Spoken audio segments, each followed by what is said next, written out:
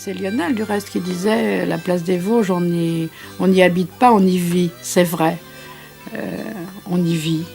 Et moi, tous les jours, quand je sors, je trouve que c'est une chance incroyable de regarder le soleil se lever, se coucher. Elle est belle tous les jours et je m'en lasse pas.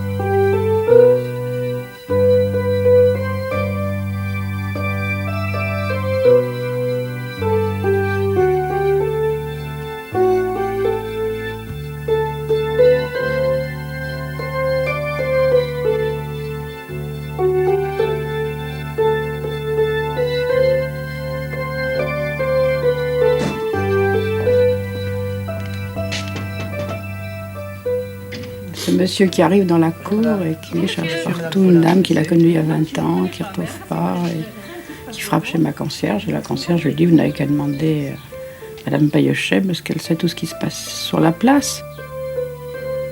Il est vrai que cette place n'est pas pratique non plus pour les gens qui ne sont pas au courant, parce que vous sautez du numéro 25 au numéro 28.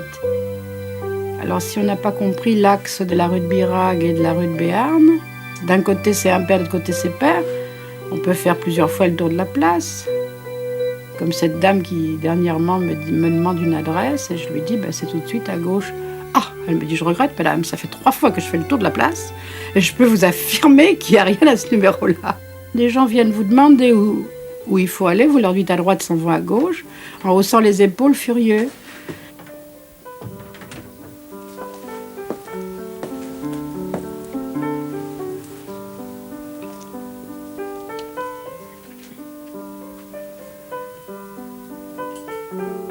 Nous avons fêté l'an passé les 25 ans du magasin. L'avantage de ma boutique est en même temps un inconvénient comme presque toujours, c'est-à-dire que j'y vends des livres neufs et des livres d'occasion.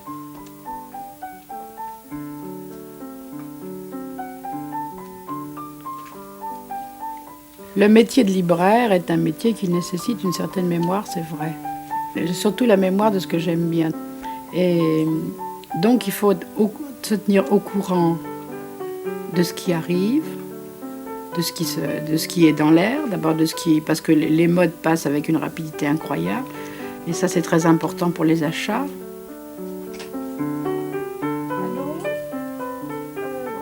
On arrive à la boutique le matin et on commence à passer des commandes, c'est-à-dire les livres qui ont été commandés, les livres qu'il faut avoir, après avoir lu le bulletin du livre, la biblio de la France. Le bulletin du livre est une bonne chose parce que les éditeurs annoncent et on a déjà une idée de ce qui va paraître. Alors selon la clientèle qu'on a, et en fin de compte la clientèle on l'a fait selon ses goûts, étant donné que les gens, surtout dans les magasins, petits magasins comme moi, si on vient acheter, c'est qu'on aime la boutique, donc on aime la libraire, donc on a un peu ses goûts, enfin.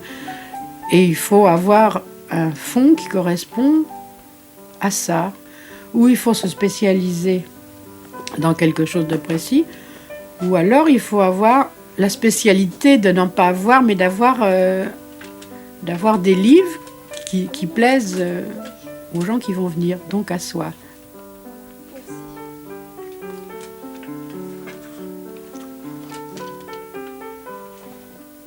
Je crois que l'ambiance de la boutique est très sympathique en fait, où les gens n'aiment pas, en disant c'est pas très bien éclairé, on voit pas bien, il y a de la poussière, ils reviennent pas. Enfin ceux qui reviennent c'est parce que l'ambiance leur plaît. Il y a un certain calme, parce que si j'ai de la musique, c'est de la musique classique, sinon c'est vrai, c'est une musique apaisante. Alors les gens viennent, cherchent des places, enfin l'atmosphère est calme, détendante, on peut venir y rêver.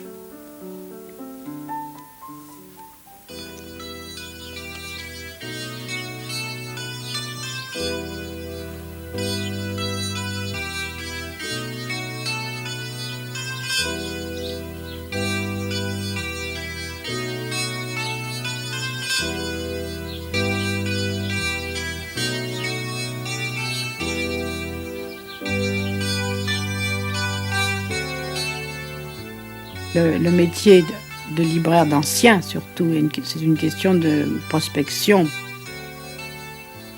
Tout ce qui touche le Marais, le Vieux Paris, bon, moi ça m'intéresse. Alors le problème à la Mordionelle, ça a été ça, la prospection. Il est difficile d'être en même temps à la boutique et de chercher. Dernièrement, dans ce vieil hôtel du Marais charmant, on découvre comment vivaient les gens, au fond, il y a 20 ans encore, dans des demeures somptueuses.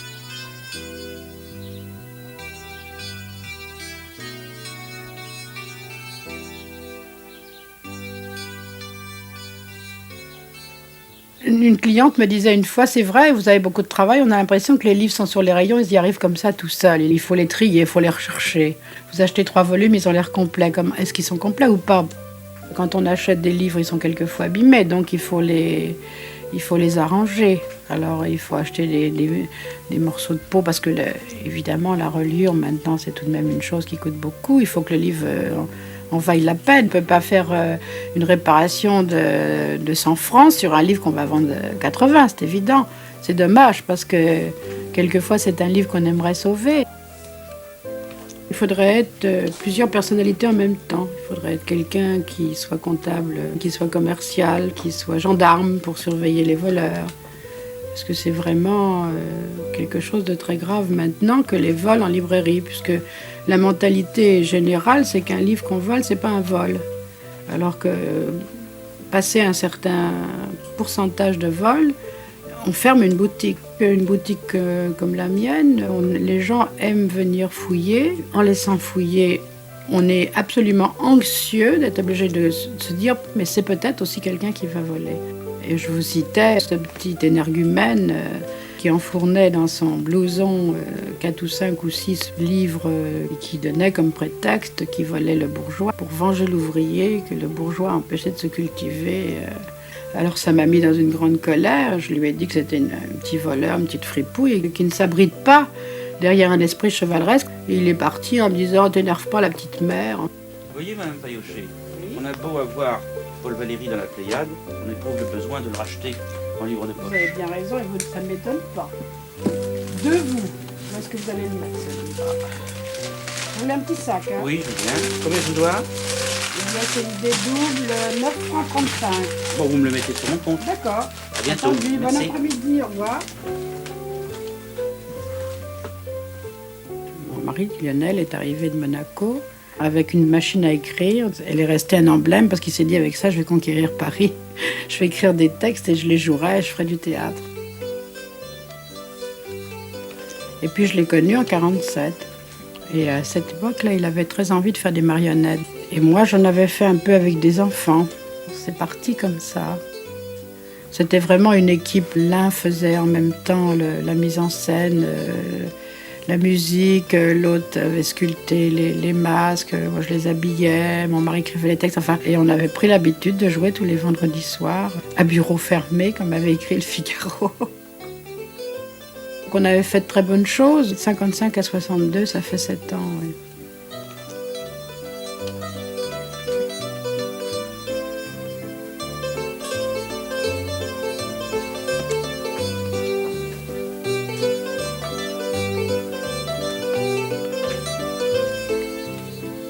Il n'y a pas très longtemps qu'elles ont été remises là. Je les avais d'abord rangées. Mon mari est mort en 62 et on a arrêté les marionnettes. On était enfin en train de monter un Don Juan et on n'a jamais joué cette pièce. Le texte est écrit, les poupées sont faites. Vous avez vu les traits de Jouvet sous la tête de Don Juan. Mais après, ça a été un tel vide que j'ai rangé toutes les marionnettes. Je ne voulais pas les voir. Elles étaient aussi tristes que moi. Alors évidemment, chaque fois que je les voyais, au début, je voulais toucher à rien. Elles avaient tellement l'air d'être mortes que j'ai rangé tout ça.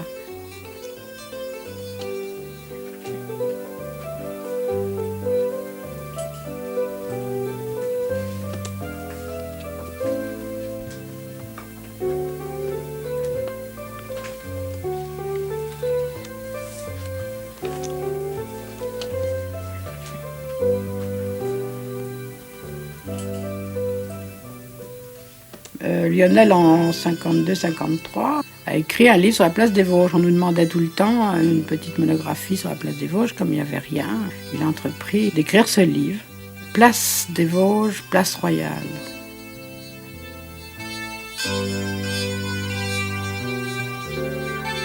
Elle est royale parce qu'elle a été faite par un roi, il me semble. Et puis prévue pour être habitée par un roi, même si aucun roi n'a jamais habité.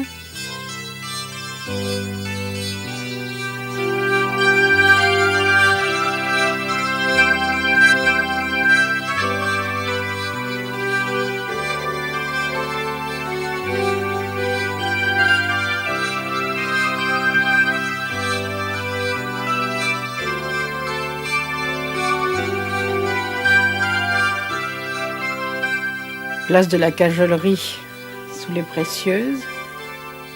On dit aussi que les érudits l'appelaient la Dorique. Place de l'Indivisibilité sous la Révolution, place des Fédérés sous la Commune. De nouveau place Royale, sous la Restauration. Et après encore de nouveau place des Vosges. Et on espère peut-être redevenir place Royale, parce que place des Vosges, ça ne correspond pas à grand-chose de savoir que le département des Vosges, en 1800, avait payé ses impôts avant les autres. Enfin, pourquoi place des Vosges? C'est vrai, c'est un petit peu ridicule. Place de la Cajolerie, ça ne me déplairait pas.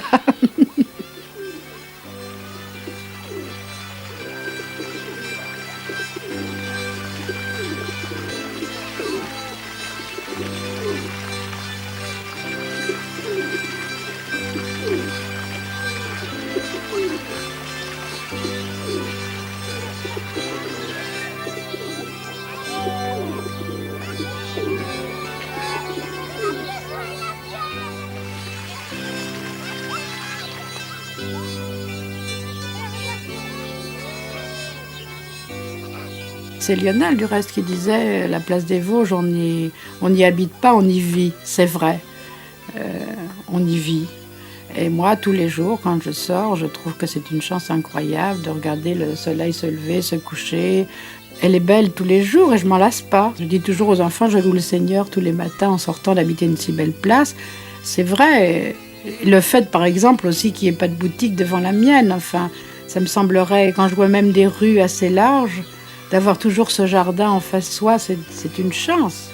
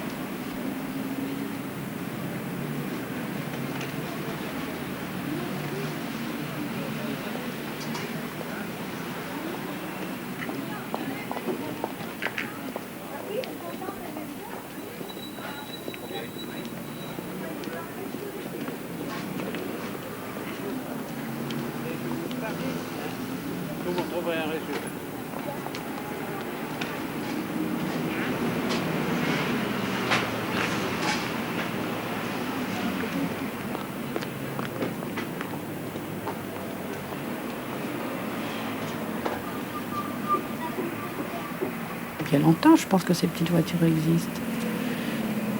Sur cette ancienne voie romaine qui était donc la voie des provinces de l'Est et qui coupait Paris d'Est en Ouest. On imagine que Madame de Sévigné, la grande dame du Marais, devait se promener là aussi quand elle a écouté Bourdaloue qui disait à tous ces riches que les pauvres avaient besoin de leur argent. Elle devait un peu évoquer tout ça en faisant ses courses rue Saint-Antoine, si tant est qu'elle faisait des courses, mais je pense que oui, parce qu'elle était tout de même très curieuse des choses et elle devait aller voir toutes les petites gens de son quartier. Ça semble logique dans sa façon d'être, je pense.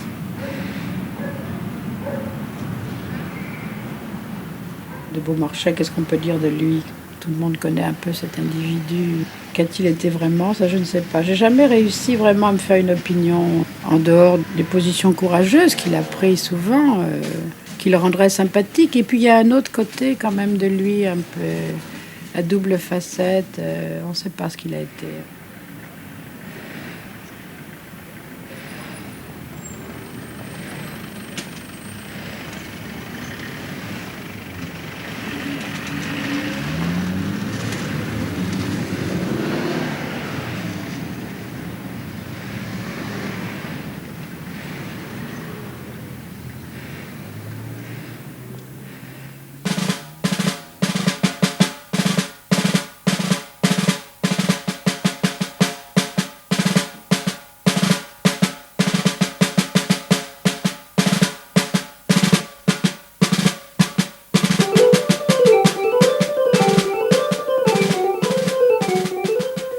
On imagine la patriote palois venant faire son beurre en vendant les bonnes pierres de la Bastille aux bons citoyens, ravi de se sculpter une petite Bastille dedans et de boire ensuite et de danser pour fêter cette libération des quelques prisonniers qui étaient dedans. Tout ça en enrichissant le patriote et ses amis, le patriote palois.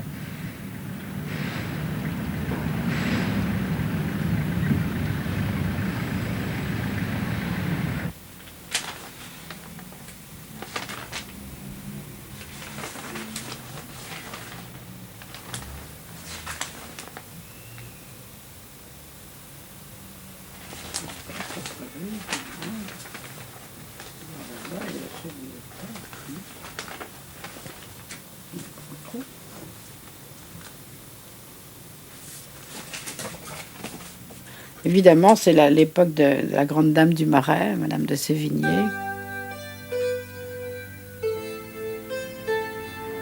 Je lisais dernièrement un petit opuscule qui s'appelait « Un réveillon à l'hôtel Carnavalet » qui avait été donné justement quand elle s'est installée dans cet hôtel. Alors il y a toute cette ambiance incroyable, des réceptions, on venait là, évidemment des flambeaux. Enfin, on a énormément de mal maintenant de s'imaginer ce qu'était la vie ici.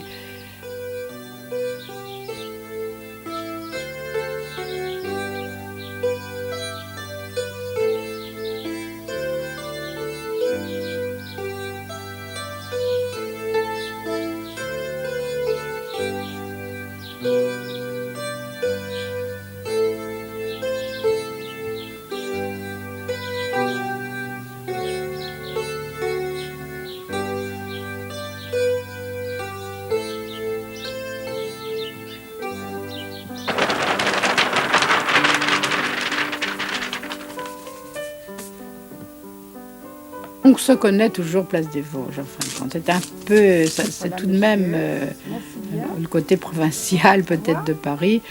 Puis moi, évidemment, par mon métier, je connais les gens davantage. Et c'est un quartier qui a une âme, parce que tous ces gens qui ont vécu là, la personnalité qu'ils ont eue, enfin, les drames qui se sont passés, parce qu'il y en a eu beaucoup, entre les empoisonneuses, les querelleurs qui se passaient l'épée à travers le corps pour un coup d'œil de travers.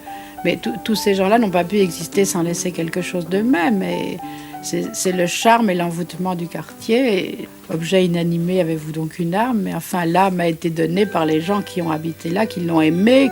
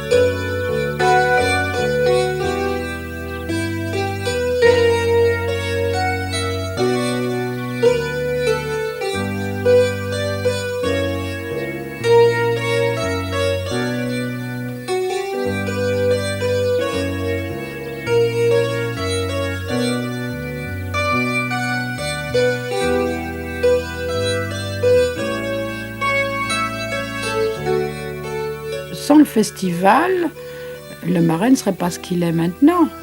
en bien et en mal du reste, parce qu'il y a un côté bon, un côté moins bon dans le Marais actuel. Mais si le festival n'avait pas mis le doigt justement sur ces vieilles demeures, patrimoine qui allaient être démolies, enfin incroyable de voir les maisons, la beauté de ces maisons qu'elles allaient être fichues par terre parce qu'elles étaient vieilles, alors qu'eux ils ont dit bon bah quand on a dit mais c'est pas possible, ça coûterait trop cher, ils ont accepté de mettre une équipe bénévole pour prouver au monde qu'on pouvait rénover et conserver de vieux hôtels. Puis après, ça a été le point de départ. D'autres s'en sont occupés certainement.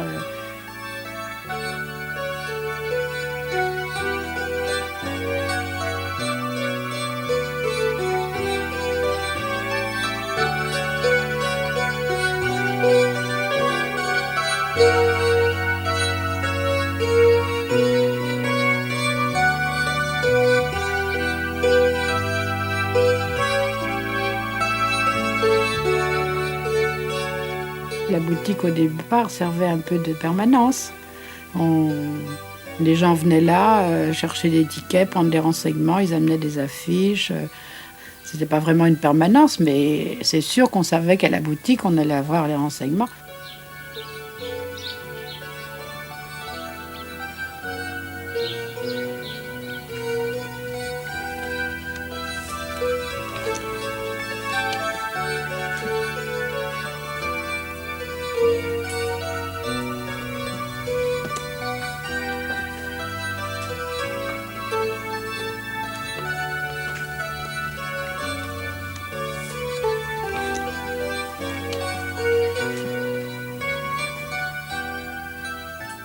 On ne peut pas vivre sur la place sans penser à Victor Hugo, même en dehors de son musée, parce que on lit dans Choses vues, il arpentait la place, il prenait la rue de Birague, il s'en allait.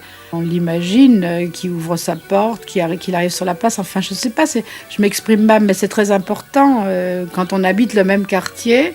Donc les rues vous sont familières, les noms sont familiers, on le lit dans un livre, on est concerné immédiatement parce que la rue de Birague, elle est un peu à vous quand on habite un quartier, c'est vrai. Que ce soit Corneille, que ce soit Molière, que ce soit Mademoiselle de Sudery, Bossuet, Ninon de L'Enclos, Marion Delorme, Théophile Gautier, Victor Hugo, enfin, on les rencontre dans les livres, donc on rencontre son quartier, donc on s'y retrouve.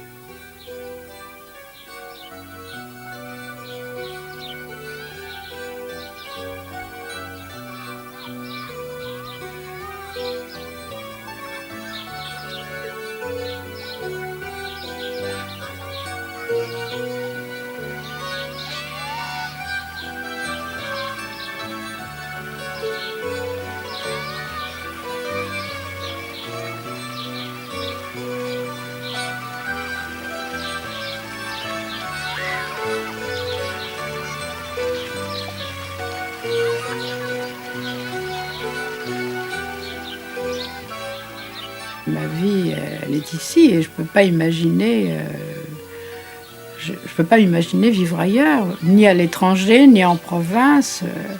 Avec son côté inhumain, Paris et la place des Vosges, c'est vraiment l'endroit où je peux vivre.